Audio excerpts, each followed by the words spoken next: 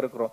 ஒரு இழிவை பத்தி பேசுறதுனால இவனுக்கு வேற வேலையே இல்லை, இதை வச்சு பணம் சம்பாதிக்கிறோம் அப்படின்ற சொல்ற இடத்துல தான் இருக்கும். அப்படி சொல்றது மூலமா அவங்களுடைய வேண்டுகோள் என்னவா இருக்குன்னா, நான் அதை பேசாம இருக்கணும்ன்றது தான், நம்ம அப்படி பாடாம இருக்கணும்ன்றது, அப்படி கூடாம இருக்கணும்ன்றது. அதெல்லாம் முடியாது. நீ என்னன்னாலும் சொல்லிக்கோ, பாடுவோம், கூடுவோம், பேசுவோம், என்னன்னாலும் பண்ணுவோம். இது எங்க ஸ்டேஜ், அது எங்களுக்கான ஸ்டேஜ் நாங்கள் உருவாக்கி கொண்டிருக்கிற காலகட்டத்தில் இருக்கிறோம்.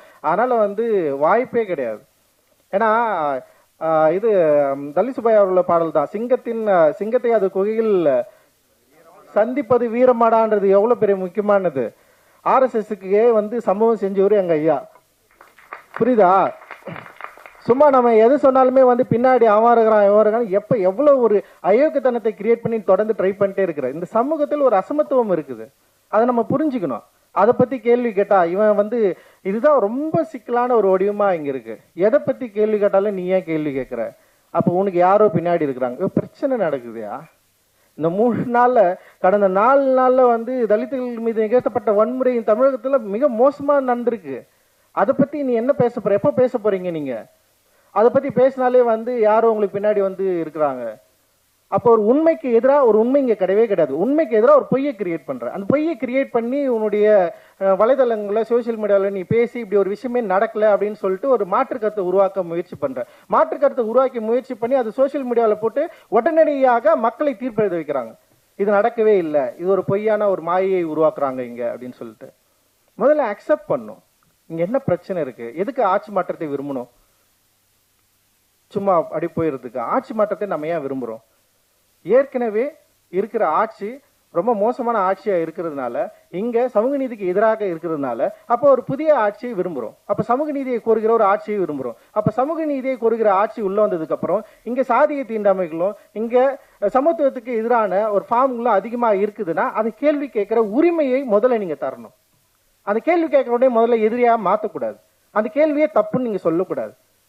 கேள்வி கேட்கணும் எதிரியா மாத்துறது, கேள்வியை தப்புன்னு சொல்றது, கேள்வி கேட்கறவங்க பின்னாடி யாரோ ஒருத்தன் இருக்குதுன்னு சொல்றது, அதுக்கு ஒரு பல பொய்களை கூட்டினு நிறுத்துறது. இவன் எங்க போனா? நேத்து கூட நான் யாரோ ஒருத்தர் நேத்து ஒரு கேள்வி கேட்டோடனே உடனே ஒருத்தர் எழுதுறாரு, நீ அமெரிக்கா போனப்பே எனக்கு தெரியும்.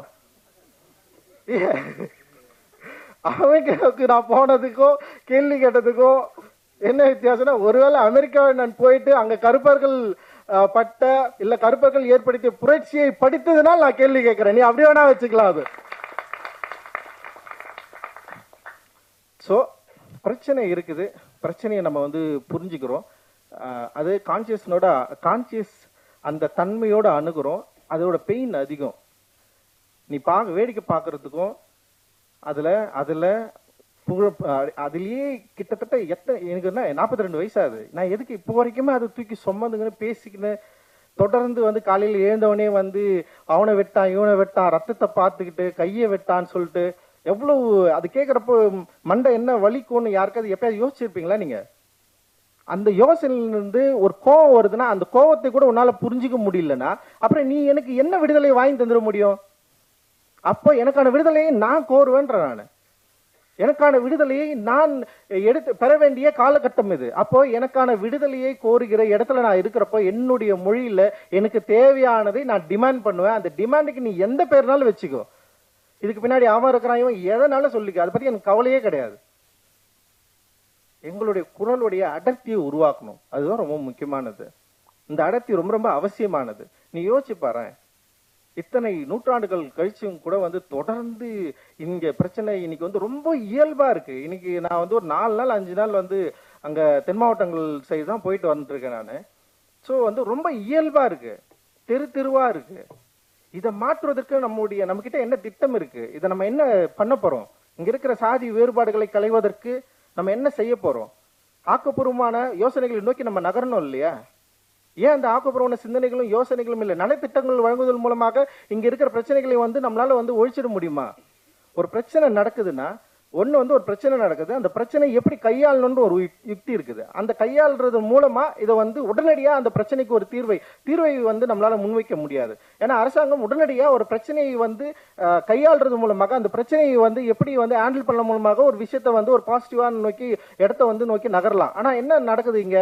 உடனே அந்த பிரச்சனை அதனால நடக்கல,